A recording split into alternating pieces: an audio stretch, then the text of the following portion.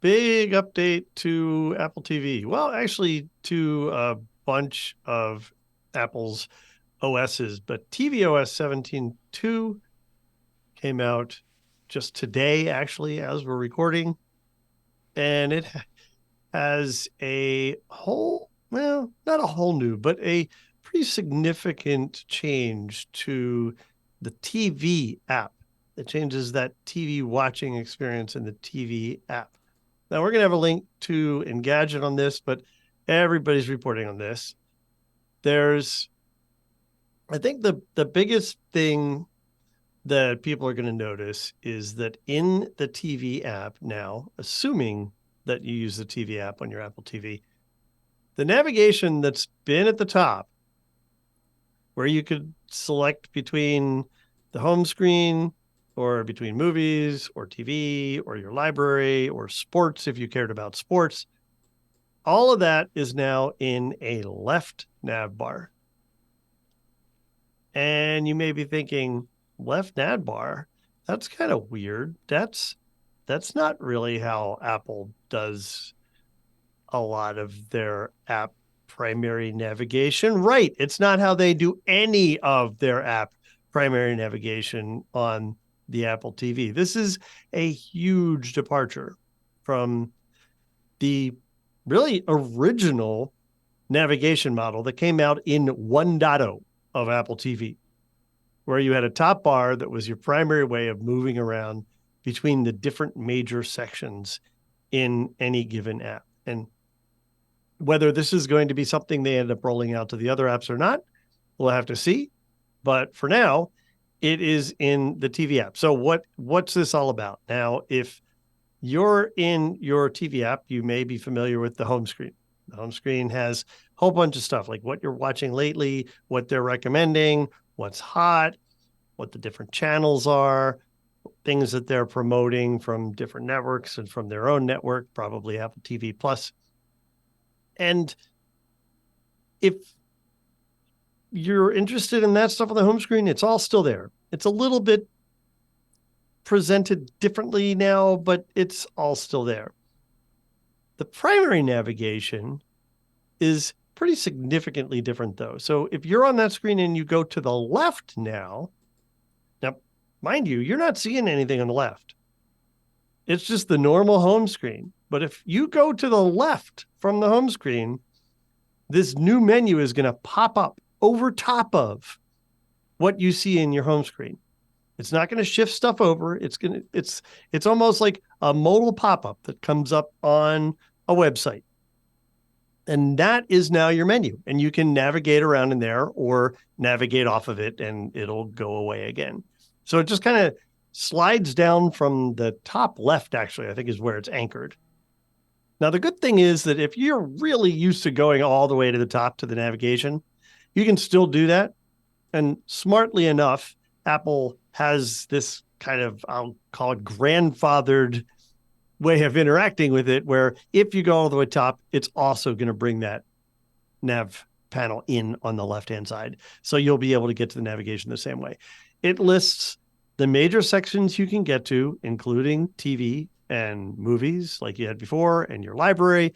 It calls out specifically MLB and do I have that right? No, I don't know. What it calls out some specific sports stuff. And Probably then MLS because MLS. yeah, that deal Okay. with soccer. Yeah, that makes sense. And there's a logo there. So I probably should have noticed it, but sports ball.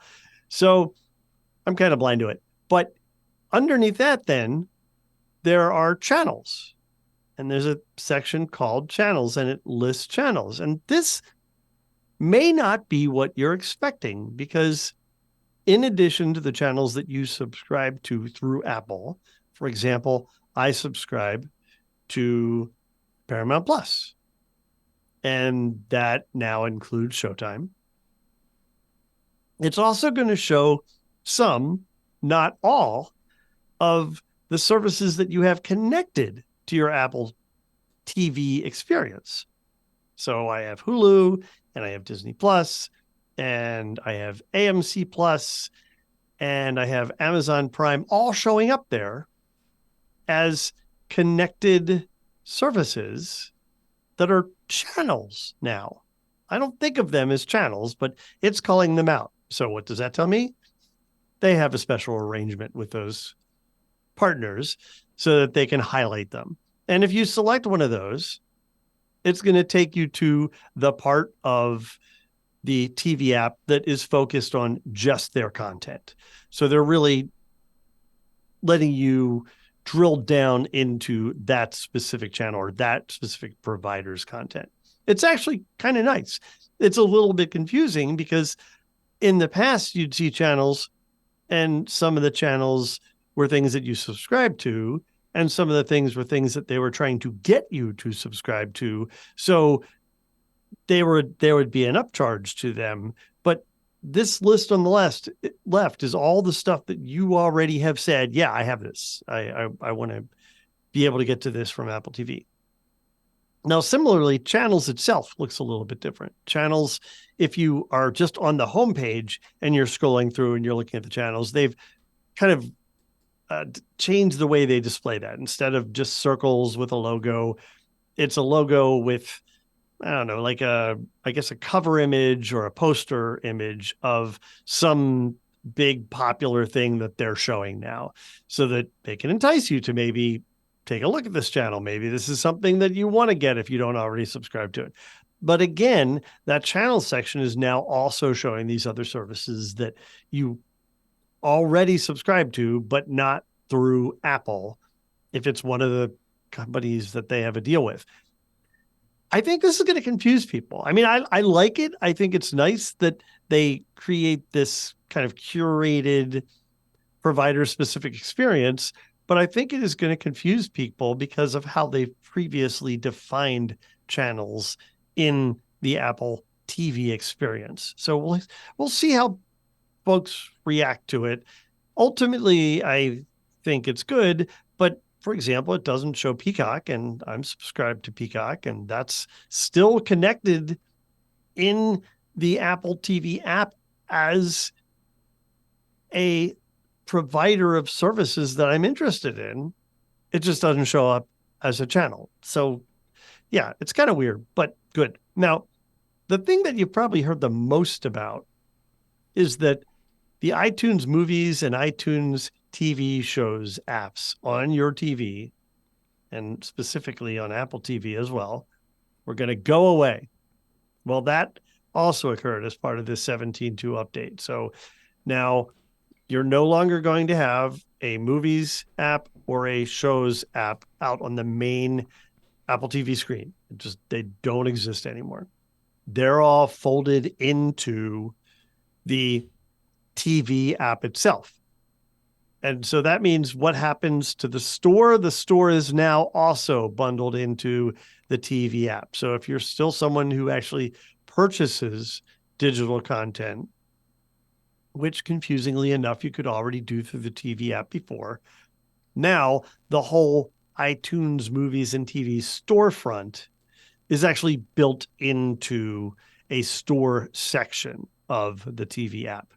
Confused yet? If you're an Apple TV user, I just suggest you go in, poke around a little bit, take a look at it. If you need to, you may want to download the latest OS version, and then you'll get this. It wasn't already on my computer, even though it came out today, or my computer, on my Apple TV. I had to go and download it. Now, there's some other stuff that came with this update too. It's not just the TV app. They made some other improvements, like now you can use Dolby Atmos on SharePlay.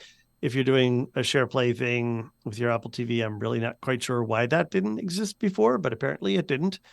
And now as well, you can select where you want to focus your audio in the Fitness Plus app, whether you want specifically more music or more, or if you want to listen more to the coach, you can tune that more to your liking. And probably most importantly is that at least in the TV apps, and hopefully more apps coming soon, you'll be able to use voice search from pretty much anywhere in those apps, not just in their search tab. So if you're on the home screen of any app that supports this now, your voice search for your remote is going to trigger the search within that app, which is a nice new enhancement. So some really nice, good updates to tvOS. I'm a little frustrated that they still don't have any, as far as I'm concerned, viable competitive live TV offering. And I certainly hope that eventually, maybe tvOS 18, we see something like that, because live linear TV is still important to some people. It's still a separate, entirely separate experience. And Google TV and Amazon have done a really good job of demonstrating that you can integrate that pretty seamlessly into your streaming experience. And Apple's just made no effort to do that whatsoever. And so you're talking about not even having support for like YouTube TV or Hulu with live TV built into the Apple TV TV experience. app. Right, Yeah. exactly. You have to go out of the TV experience and go find the app for YouTube TV or for Sling or whichever of those streaming services you have, which just seems ridiculous now that all of these other services have demonstrated, no, if you have a TV hub, let's put that in the TV hub. Do you think that maybe they haven't integrated some of these other ones because they're working on making their own? What if they're making Apple TV Live? Really? Really? I mean, I don't think there's a need for another player there unless they figure out how to do it better. And frankly, I mean, it's taken Apple a long time to get the TV experience right. So I'm not entirely convinced that they're going to do it better. Right, right. Well, and the user interface changes that you've described here make it sound like they're essentially applying the UI that we've seen slowly come to all of the other major competing streaming services. Disney Plus has a left nav, Netflix has a left nav. Yeah. And they do that because it makes sense. If I've scrolled way down, YouTube has a left nav. If Yep. I've scrolled way down in the list and want to switch categories, I don't want to have to scroll all the way back to the top. Yeah. I can see that that does make sense. I think it's going to be a little bit more confusing for people, at least initially, until they get used to it, because it doesn't show up at all. Like there's this Yeah. little bullet or kind of nub at the top left indicating that, hey, there's a menu and you can move left to go see it. And I think they even have that written on there, like go left to make the menu. You should never have to have instructions on something like that, right? Right. It should be more obvious than that. But Right. eventually people are going to get the hang of it. And what's nice about it is that it takes up zero real estate normally, because it's just out of the way Yeah. and it flies over top of the left side of the normal screen when you call it up. Right. Yeah. That does make sense, Yeah. but maybe a little bit hard to find at first. Yeah. Yeah. All right. Well,